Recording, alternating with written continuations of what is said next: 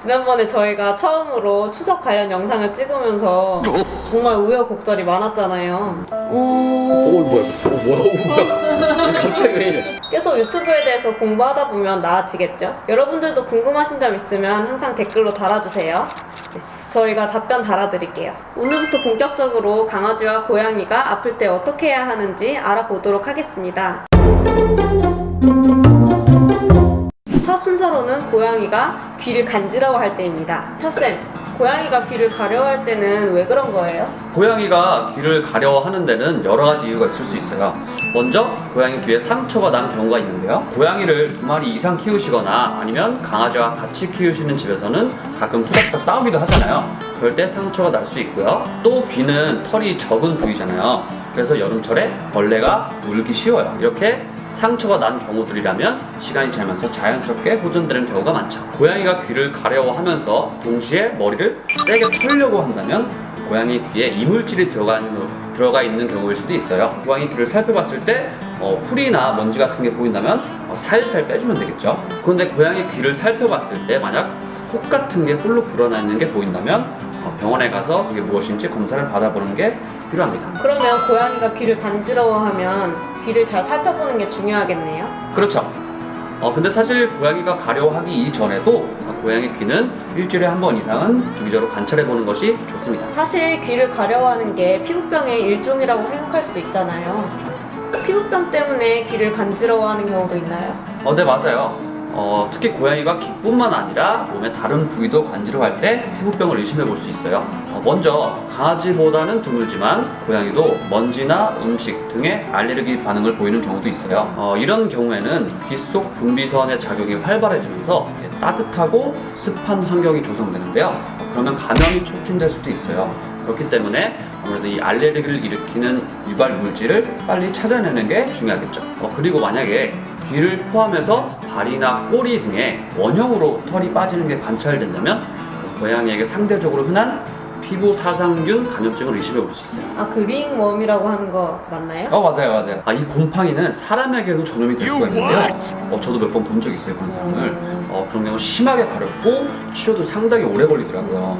그래서 빨리 병원으로 데려가는 게 상당히 중요해요.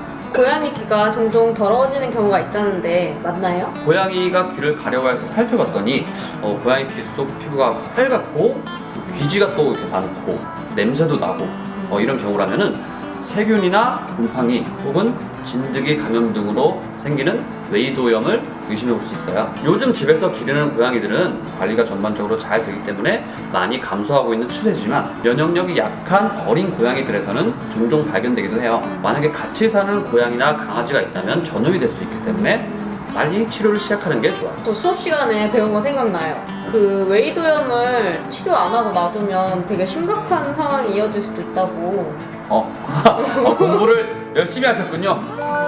제가 좀 크게는 두 가지 경우를 생각해 볼 수 있어요. 먼저 웨이도염을 오래 방치해두면 병이 고막 안쪽으로까지 퍼져서 중이염 혹은 내염으로까지 발전될 수도 있어요. 고막 안쪽에는 평형 감각을 관장하는 기관과 신경들이 있는데요. 이 부위에 염증이 생기면 고양이가 고개를 한쪽으로 갸우뚱하거나 아니면 걸음을 제대로 걷지 못하거나 안면마비 혹은 청력 소실 등의 문제도 생길 수가 있어요. 두 번째로 고양이가 귀를 가려워하다가 피부 속에 있는 모세혈관이 터져서 혈종이 생기기도 하는데요. 피부 안에 혈액이 고이면서 귀의 모양이 그대로 찌그러질 수도 있어요. 그렇기 때문에 웨이도염은 초기에 빠르게 발견하고 그리고 완벽하게 박멸하는 게 가장 중요합니다. 그럼 오늘의 귀띔은 뭔가요? 오늘의 귀띔은 바로 고양이 귀 청소입니다. 고양이는 그루밍을 통해 몸을 항상 청결하게 유지하는 동물이지만 귀 속까지는 손길이 닿질 않아요. 단순한 상처라도 귀 속이 더러운 경우에는 2차적인 감염이 생길 수도 있기 때문에